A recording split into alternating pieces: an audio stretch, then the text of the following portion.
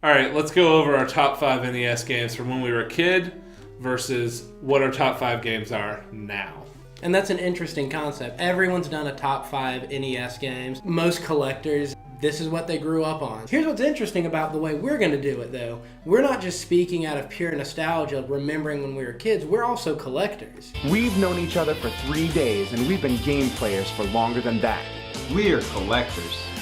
So we have the unique perspective of we have our top 5 childhood games, but then there's games that we never played as kids. Our parents didn't buy it. Or we just didn't ask for it. Or we didn't know about it. There's no internet. You can go online now and you can find every NES game ever made.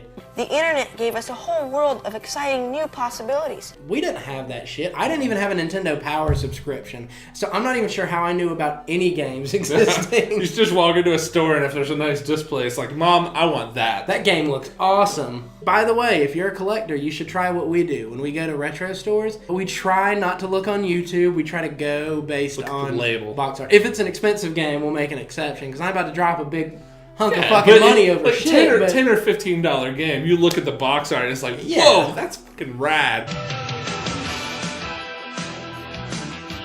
I'll take a risk really on go that. with that. Yeah. We break that most of the time. But I think we've picked some fucking clunkers before. That's why. Yeah, we've been burned a lot before. Yeah.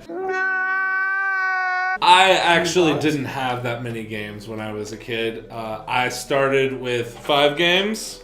And I ended with 5 games on my NES. Did you really? You never got more? 5, literally 5 Wow. games is how many games I had on the NES. I would have a game and I would just keep going back to the same game. I wouldn't really want a new game. Big Bird's Hide and Speak, which, I mean, I was a kid, man. I was like 6 or 7 playing this game. I loved it. I used to play it with my parents all the time. You know what? Don't knock it, because even though I won't include it in one of my top 5, I loved this Fisher-Price game when I was a kid. It's the one where you match up the shape of the silhouette of it. That's basically what there's a matching game. When you literally grew up with NES as a kid, all of us had one of those games. I mean, you don't see any of those people on YouTube covering Big Bird's Hide and Speak.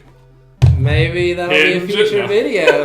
We're gonna spend an entire video playing Big Toddler Bird's games. That's right. Not just Big Bird, because we'll beat that game in 15 minutes unless we're just stupid. What's the matter with you, boy? You too stupid. So the next game on my list was Jurassic Park on the NES. Great game. Spared no expense. I didn't get past the first level until I was probably 15 or 16. We've all been there. That's what the NES does to you. The beginning of it is so complicated. I don't understand. The next one is actually a pretty rare game, TMNT Tournament Fighters. I think it's worth like $150 now. Yeah, this guy had no idea it was even worth that much. I just played it when I was a kid, and it was a shit game then. It's a shit game now. And the last 2 are both Super Mario Brothers games. And I had a hard time choosing between Mario 3 and the original Mario as my favorite. But I do think the original Mario is my favorite, just because I like to kind of go back to the roots and appreciate the fact that it was so great. And even as a kid, it was so simple that I just loved playing it. Mario 3 had so many more mechanics to learn. It was harder to beat. I mean, again, I was a kid, but still to this day, I still think Mario 1, nostalgia-wise, is probably my favorite game on the NES. That's the game that taught us how to play video games. Yeah, I sat down with people in my family, like my grandfather and my mom and my dad, and we'd just sit there for hours on end. And when I'd get to a part that I couldn't beat, I'd hand it off to them, and I'd be like, hey, can you guys get past this for me? I mean, that may be something you had as when you were a kid. Did you have anyone in your family? Like, my dad could do this, that infinite lives trick where you wedge the turtle shell against the stairs and just jump on it repeatedly until it glitches the game pretty much. He couldn't do that. I mean, I didn't have anyone in my family that would do that, but there's a level in Mario once you get the first warp whistle and you go to like the furthest, it's like level 5 or something. Yeah. And there's like all those spikes, Lakitu's throwing all those spiky shells at you. I could never get through that as a kid, so I always had to hand it off to my dad, and he just zipped through it like it was nothing. Like it was nothing. Hand our dads controllers now, and they couldn't get through a fucking video game to save their life. Yeah, I'd love to see my dad play Breath of the Wild.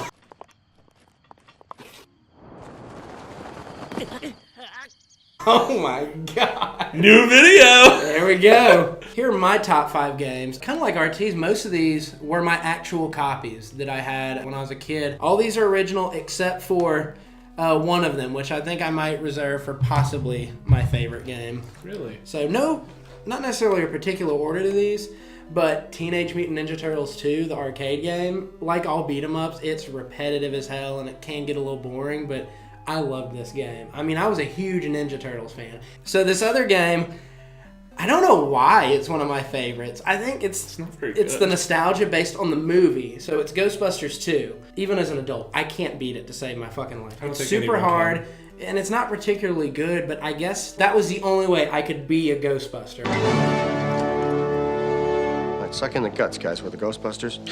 So one thing you're going to find with my last 3 options here is they are all the third games in their respective trilogies. Down with the trilogy. Castlevania 3 Dracula's Curse, which Great RT game. just played for the first time. The fact that you had branching paths in it made it a little different than the other Castlevanias. Next up is a game, this isn't really a controversial pick at all. Everyone loves Mario 3. Part of the reason this one's so nostalgic for me, though, is I remember my mom actually had index cards that she wrote the solutions to all the memory games on, but I still have one of those.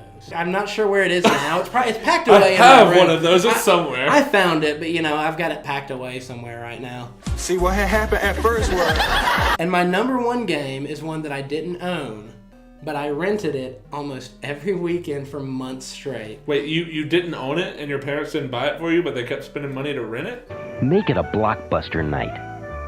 It's Mega Man 3. I rented this every weekend, and then one weekend, I remember it vividly. My dad and one of my sisters are out washing cars. I'm sitting in my bedroom, and I get to the final Wily boss, where he's in this giant robot. I've tried everything. The Mega Buster's not doing anything. All of the sub-weapons, I've wasted all of the ammo. I'm out, and I'm sitting here just pissed out of my mind. I'm like, I can't fucking believe this. I've been playing this game for months. I'm at the final boss, and I don't know what to do. I just can't beat it. So I had one weapon left, the top spin. And I don't know if you've ever really played through Mega Man 3, but anyone who has knows all top spin does is Mega Man sticks his arm up, jumps and spins, and it's good on like small enemies because you jump on them and kill them. But I thought, this is some giant robot. I need a projectile. I need a cannon. What the fuck is this gonna do? It's one of those boss fights where the hands are waving around as platforms to take you up. I jump on it. I literally looked at the TV as a kid. I had just already become this cynical. I said, fuck it, let's see what happens. Clicked the button to attack. Mega Man jumps and spins, hits the like globe on top where Wily's sitting. All of a sudden the screen like flashes and the glass cracks, and I go, what the hell? And I beat it. I was so happy. I ran out of the house and ran circles around my dad down there washing cars, like cheering, then ran back in to watch the end of the game. Nice. One of my greatest gaming memories, period. That's awesome. Memories.